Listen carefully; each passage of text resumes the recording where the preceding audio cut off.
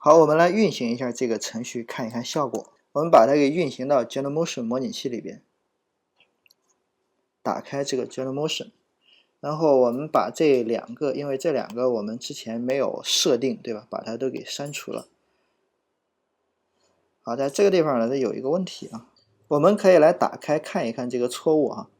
可以看到在这里呢是一个 string index auto bounds， 它是在 save alarm list 这里面出错的。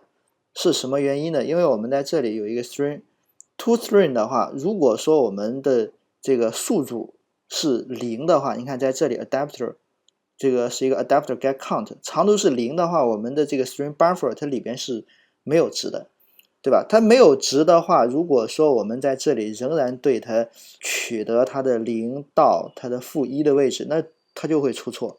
所以说在这个地方我们需要判断一下，判断什么呢？如果说 content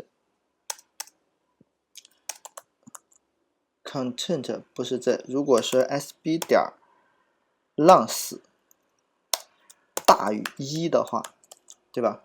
只有在它的长度比1大的话呢，我们才会去取得它的子对象啊。然后我们让它执行这几句啊 ，OK， 那就应该没有问题了。好，我们再重新的运行一下这个应用程序，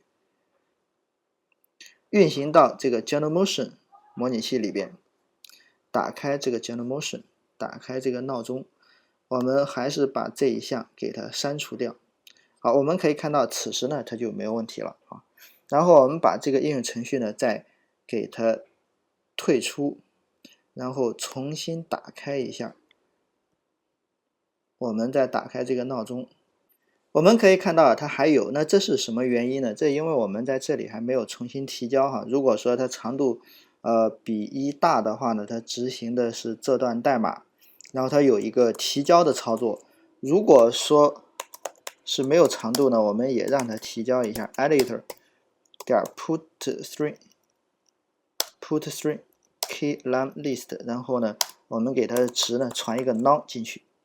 好，然后我们再来运行一下这个应用程序，运行到这个 Geomotion 模拟器里边啊，打开这个闹钟，我们把它给删掉，删除。好，之后呢我们把这个应用程序呢给它退出，退出之后呢再重新的打开一下这个应用程序，我们打开闹钟，我们可以看到此时呢这里边就没有了。之后呢我们可以在这里边添加一个闹钟。哦对，此时我突然想起一个问题，就是说我们在设置闹钟的时候，在这里啊，在设置闹钟的时候呢，我们只是把这个时间往后面推了，但是我们的这个秒数啊没有变，我们应该把秒数给清零啊 ，set， 然后 calendar 点什么呢 second 0，对吧？应该把这个秒数给清零。同时我们看看能不能设置它的毫秒数 set， 然后是 calendar 点它的毫秒数也是可以设置的啊。我们可以把它的这个millisecond 也设置为0，把这两个数值都给清为0。